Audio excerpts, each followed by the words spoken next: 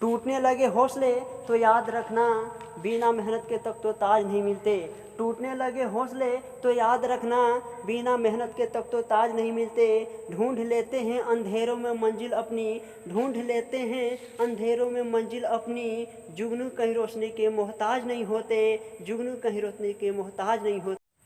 Hello friends, नमस्कार, welcome to my study channel. स्वागत है आपके अपने यूट्यूब चैनल में। क्लास 8 लेसन 5 विज्ञान, बल से जोर की आजमाइश। इस वीडियो के माध्यम से अभ्यास देखेंगे। सभी प्रश्नों के सही और सटीक जवाब के साथ उत्तर दिए गए हैं। चलते हैं क्वेश्चन की तरफ। किसी वस्तु को धक्का देना या खींचना कौन सी क्रिया है? किसी वस्तु को धक्का देना या खींचना अनियन क्रिया है।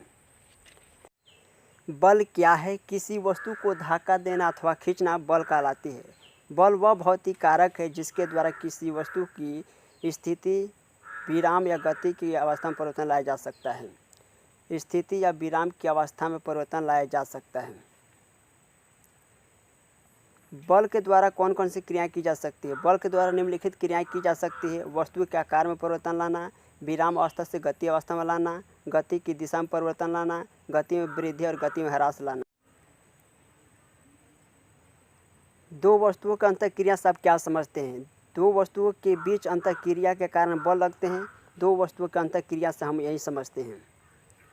एक ऐसा उदाहरण दीजिए जिसमें दो व्यक्तियों द्वारा बल आरोपित किया जा रहा हो परंतु परिणामी बल शून्य होता है।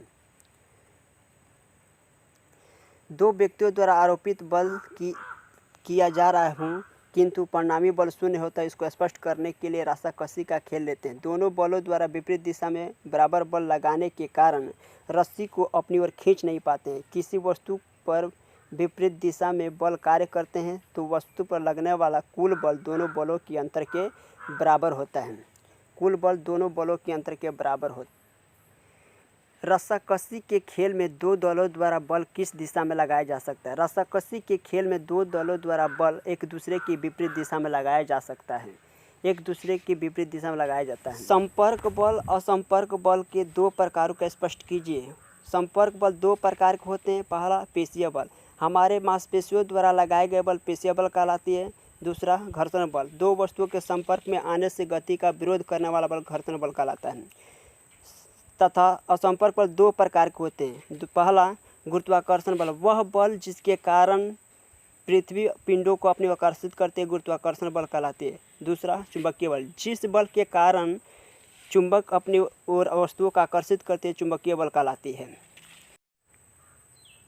गुरुत्वाकर्षण बल, विद्युत बल, घर्षण बल से आप क्या समझते हैं? उत्तर, गुरुत्वाकर्षण बल वह बल जिसके कारण पृथ्वी पिंडों को अपनी ओर आकर्षित करती है, गुरुत्वाकर्षण बल कहलाती है। गुरुत्वाकर्षण बल कहलाती है। विद्युत बल, विद्युत द्वारा लगाए गए बल विद्युतीय बल कहलाते हैं। जैसे लिफ्ट उठाना, मोटर चलाना इत्यादि विद्युतीय बल कहलाते हैं। घर्षण बल, दो वस्तुओं के संपर्क में गति करने से उसके बीच उत्पन्न होने वाले बल घर्षण बल कहलाते हैं। गुरुत्वाकर्षण बल, विद्युत बल और घर्षण बल से हम यही समझते हैं।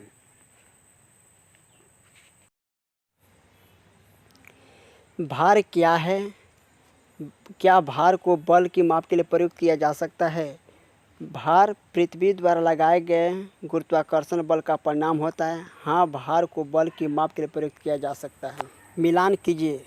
गुरुत्वाकर्षण बल सेब का पेड़ से टूटकर गिरना, विद्युत बल कागज के टुकड़े को आकर्षित करना, घर्षण बल ऊष्मा उत्पन्न करना, चुंबकीय बल लोहे की कील को आकर्षित करना, पेशीय बल घोड़ा द्वारा गाड़ी खींचना।